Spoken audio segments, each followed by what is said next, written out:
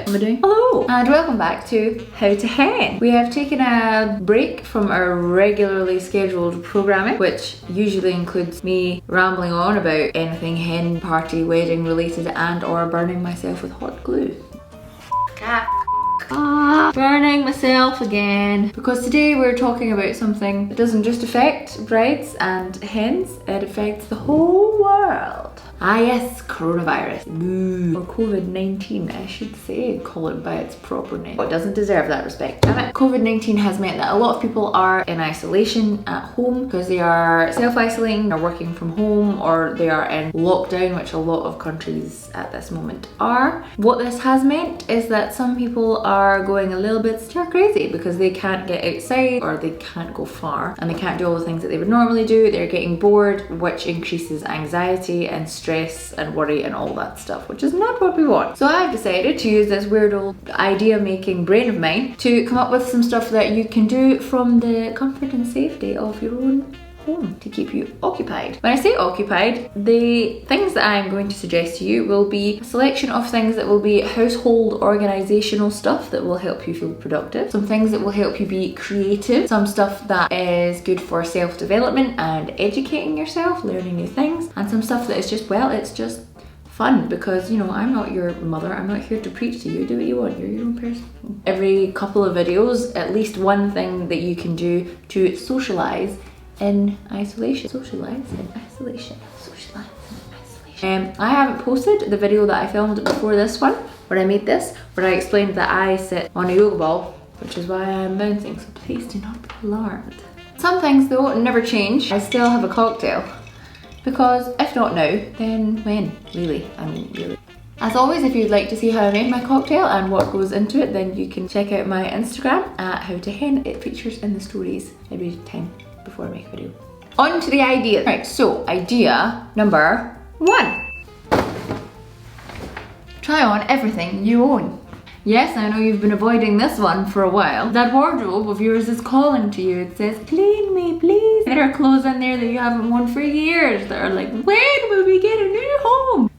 Now is the time. You have time, use it. Empty out everything in your wardrobe and try all of it on. Everything. Stuff that you know for a fact fits you, stuff that you know for a fact doesn't fit you, your accessories, your belts, your necklaces, your hats, your handbags, you get the idea. Everything, all of your stuff. Then sort them into piles. Which piles you choose to sort them into is entirely up to you, but I have my own way of doing it, which is the following. Pile 1, stuff you definitely want to keep. Pile 2, stuff you don't necessarily love, but you have to keep it because you use it for work or whatever other purpose, painting, dyeing your hair, etc. Stuff that you like, but you will only keep if you can find something else that goes with it. You know, some of us have tops, trousers or whatever where you think, well, I mean, I like it, but I don't know if I own anything that goes with it, and therefore never wear it. That's a maybe pile. This is a pile that people often forget, but it's one that I recently discovered and love. A pile of stuff where it's things that you really love and you don't want to let go of, but you can't really wear it now because it's old, it's tired, or it's got holes in it, or it's stained, or it's broken. Something is wrong with it, but you love it. What to do with this pile, when we've done the rest, is take it to a seamstress or a tailor, a good one, and say, can you fix it? If it can't be fixed, say, can you make me another one? Use the pattern, use your measurements, and not only do you get a new custom thing made to fit that you know you're gonna love, you get to choose what colour you get it in. Important pile, don't throw this stuff away just yet. Charity pile. This includes stuff that you've been saving that you've not worn for years because it doesn't fit you or you're never sure where you're gonna wear it. If you haven't worn it or you don't fit in it, give it away. Be brutal. Someone else who needs it can make use of that. And you know, whenever you get down to that dream size or up to that dream size or wherever you're going, you're gonna wanna buy new stuff for yourself anyway. So just give it away. Textiles, fabric recycling. Depends where you are, what there is available to you, but I know that H&M have an excellent garment recycling program where you can take any piece of clothing in any condition of any brand to H&M and they will take it off your hands and make sure that it gets appropriately recycled. Another top tip is if you are trying on everything, which you should be, this includes all of your formal and smart wear, the best thing to do is to do your hair, and if you're into that, put a little bit of makeup on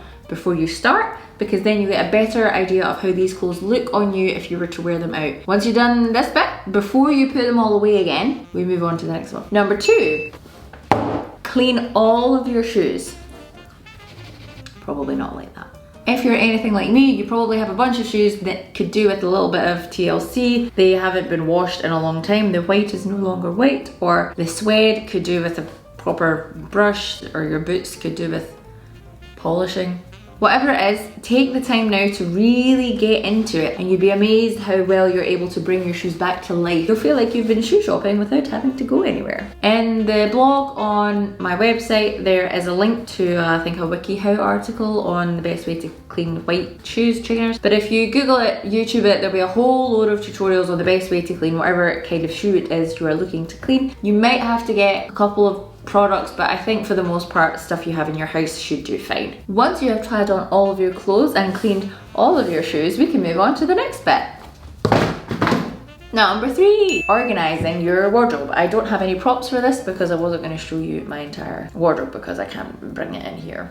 Take all of the clothes that you have now organized into beautifully neat piles of things that you are definitely keeping, etc., and put them back into your wardrobe in a way that is organized and neat and has a system. What system you choose is entirely up to you. You could organize them by color, by function, by size, by how often you wear them, whatever you want to do. On my blog post, I have a link to a great blog, blog post article that will help you figure out a good system that works for you. But again, you can just Google it. I'm sure there are loads and loads of articles, blogs, videos on ways to organize your wardrobe. So pick one that suits you and create yourself a beautiful, beautiful wardrobe that makes you happy every time you open the door. Number 4.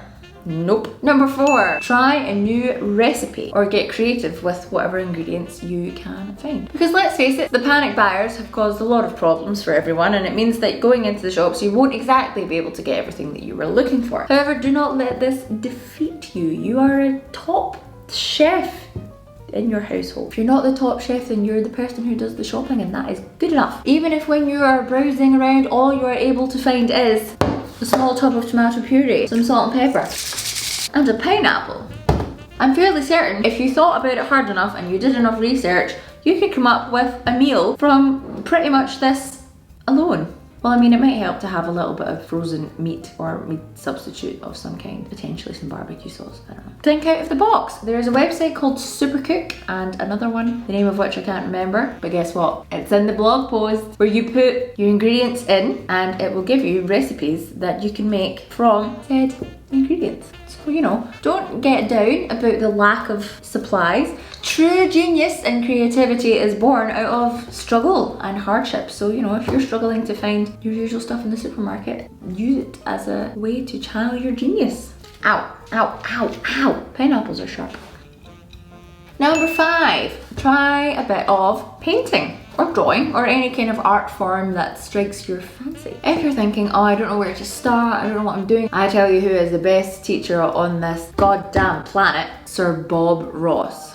Not actually a sir, but you know, he should be. He is otherwise known as the King of Cam, and if you are worried about anything at all, painting along with a Bob Ross video will help you chill the f out. Just type Bob Ross into the old YouTube search bar. You'll find he has a whole channel with lots of videos that you can paint along to, so that is a great place to start. If however you're already a little bit of an artiste, art extraordinaire, either use this time to expand your portfolio and do more of the same sort of stuff that you love to do, or if you're having a little bit of an artist block and you don't really want to overdo the same stuff that you always do, use this time to try a new technique or a new art form that you have never done before. I myself was always a fan of traditional realistic paintings. I liked portraits. However, I've gotten really into fluid art recently and I tried it myself. I'm not going to say that it went overly well, but you know, it's a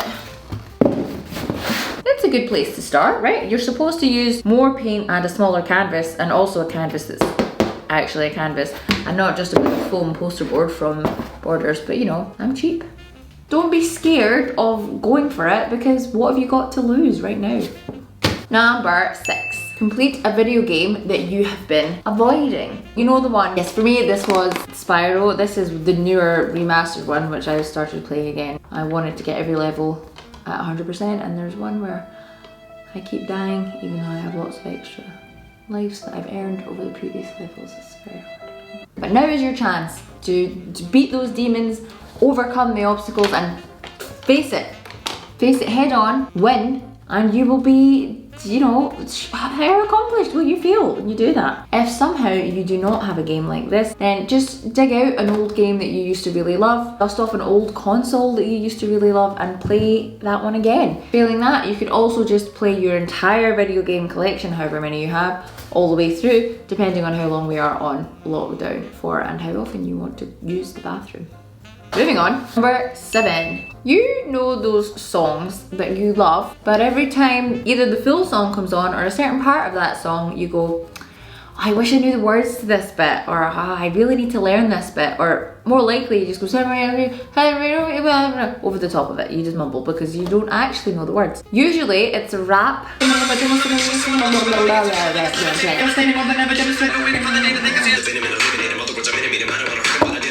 For me personally. So why not use this time that you have right now to learn those lyrics and master it. So the next time that you are with all of your friends and it starts and you are able to just like word for word that, people will applaud, loved by all. If learning a rap isn't really your thing, or just learning one song isn't enough of a challenge, why don't you dedicate yourself to memorizing an entire album? So there might be an album that you love and you know a handful of songs on it, but if you're totally honest with yourself, you don't know every single song word for word. Why don't you fix that? You could definitely, in this time, if you dedicated yourself to it, have an entire album memorized back to back, words up here. And it's a fun way to re-listen to the same stuff that you love over and over again with an excuse that you can legitimately argue whenever the person that you might be isolated with has heard it for the 10 millionth time and asks you please for the love of God to turn that off. And you can say, no, I'm learning it.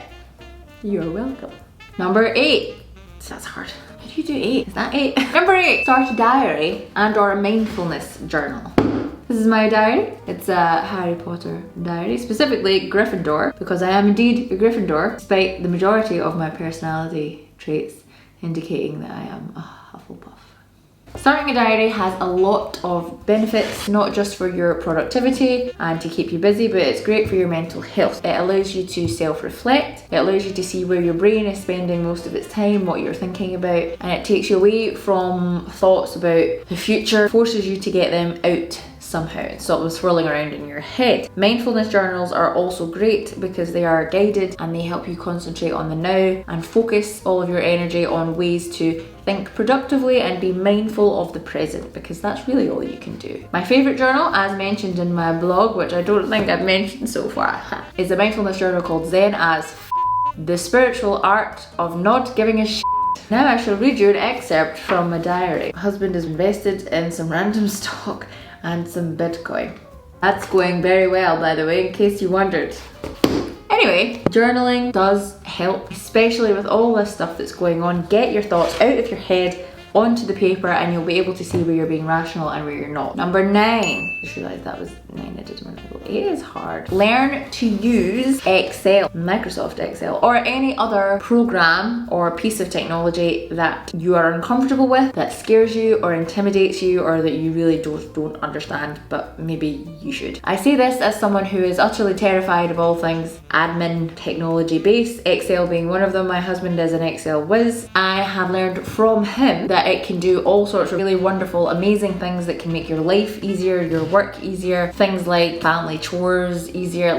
There are a lot of things that you can do with it. I personally don't know how to do any of those things because Excel puts the fear in me and I don't understand formulas, etc. But this is a really good time if you find yourself at a loose end and you want to be productive and you want to come out the other side of this isolation having really learned something of value. Now is the time. Either look up an online course. There's loads and loads of tutorials on YouTube if you're more of a visual person like I am. There are books and books on the subject. If you focus your time on it and you make a real commitment to learning, even if it's dull, even if you hate it, when you come out the other side of it, you're going to feel just so accomplished. Number 10. So this one is a socialize and isolation one that I mentioned at the beginning. Netflix watch party. If you haven't been made aware of this yet, Netflix have a great extension that you can use on tablet and on computers, not on phones I don't think, and I'm not sure on smart TVs yet. I couldn't really get an answer on that, where you can watch the same thing, whether it's a TV show or a film, and it syncs to all your devices and streams at the same time, and you get a little chat room on the side where you can talk about whatever you're watching and chat, and it feels like you're really there with the people that you've chosen to chat with. Side note, this is the only time in which it is acceptable to talk during a film. That's a great service for you to set up on your laptops, on your iPads, and just feel like you are all together as a group. Get yourself some popcorn,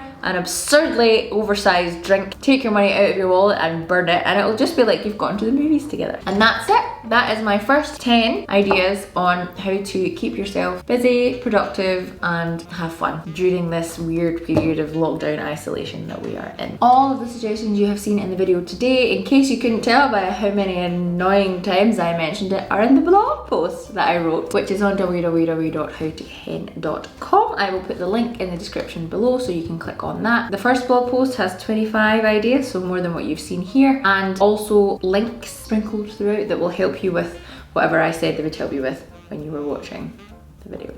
So go check out the blog. If you do any of these things, if you use any of these ideas, I would love to hear from you. Please write in the comments what you did and if it was any good or not. And if you have any other ideas that I haven't come up with yet, then please write them in there and I will add them into future blogs, future whatever this is, videos. I love hearing from you guys, and as always it really helps my channel if you engage with the content. If you like, you share, you comment, that really helps me grow my audience. On an important side note, I know that this virus and all of the things that come with it are not just, you know, affecting people in the sense that they are bored and stuck at home. There are a lot of people who are dealing with the financial burdens, not knowing if they're going to have any financial security in the next couple of months, not knowing how they're going to keep feeding their family, a general anxiety over what the world is going to be like when this is over. I know that it's a really serious time, and these videos and these ideas are not intended to make light of anyone's situation. They are, however, a way to, if you can, take some time to distract yourself from overthinking and stressing about things that you cannot do anything to change right now, things that are out with your control. So try and take a minute to tune out of the news and turn off your social media just for a little while. Obviously you're gonna want to keep track of everything that's happening, but the important stuff will find a way to get to you. You don't need to track it 24 hours because that's how you make yourself stressed and miserable, trust me. So I hope that these videos can be a little bit of light relief for you. If you or anyone you know is struggling, then I will put some links both in the description box, but they are also in the blog that I was talking about earlier. Resources for people who are looking for financial help, people who are looking for a bit of counselling, just some advice on how to best look after your mental health, etc. So they will be in the description box and also in the blog. All right. Stay safe, everyone. Stay home, and you know, wash your hands. Wash your hands. Go now. Put your whatever down. Go wash your hands. Just do it because I said so. Okay. All right. Thanks. Love you. Bye.